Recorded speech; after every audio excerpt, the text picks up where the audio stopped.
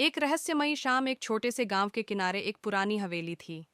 लोग कहते थे कि उस हवेली में रात के समय अजीब सी रोशनी चमकती है और वहां से डरावनी आवाजें आती हैं। गांव के लोग उस हवेली को शापित हवेली कहते थे। कोई भी वहां जाने की हिम्मत नहीं करता था। लेकिन रोहन, जो एक जिज्ञासु और निडर लड़का था, रहस्यों को जानने का शौक रखता था।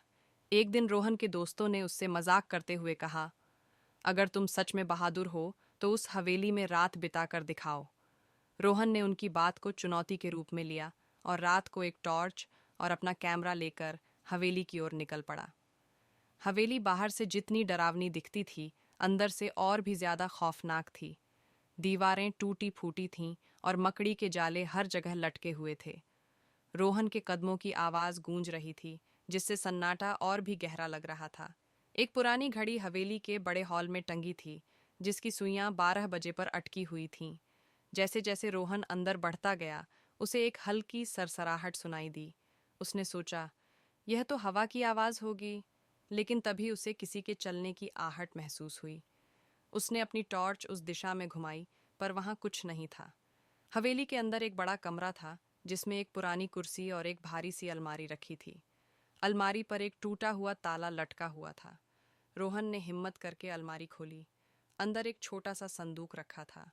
संदूक के ऊपर एक पुरानी तस्वीर थी, एक महिला और एक छोटे बच्चे की। तस्वीर की आंखें अजीब लग रही थीं, जैसे वो रोहन को घूर रही हों। जब रोहन ने संदूक खोला, तो अचानक एक जोरदार आवाज हुई, जैसे किसी ने दरवाज़ा जोर से बंद किया हो। उसका दिल जोरों से धड़कने लगा, लेकिन उसने खुद को संभाला और संदूक के अंदर देखा। उसमें एक छोटी सी घड़ी थी, जो चालू हो चुकी थी। घड़ी के चलते ही पीछे से एक धीमी सी हंसी सुनाई दी। रोहन ने पलटकर देखा, तो वहां एक धुंधला सा साया खड़ा था। वह साया धीरे धीरे एक महिला का रूप लेने लगा। उसकी आंखें खून जैसी लाल थीं, लेकिन उसके चेहरे पर एक अजीब सी शांति थी। महिला ने ठंडी आवाज में पूछा, तुम यहाँ क्यों आए हो? रोहन ने हिम्मत जुटाकर कहा, मैं बस जानना चाहता था कि यहाँ क्या रहस्य है। महिला ने हल्की सी मुस्कान के साथ कहा, जो तुमने देखा वो तुम्हारे लिए काफी है। अब यहाँ से चले जाओ। रोहन बिना कुछ कहे हवेली से भाग निकला। अगले दिन जब उसने दोस्तों को अपने कैमरे की तस्वीरें दिखाईं, तो हवेली के अंदर का सारा दृश्य कैद था, लेकिन उस महिला का कोई निशान नहीं था।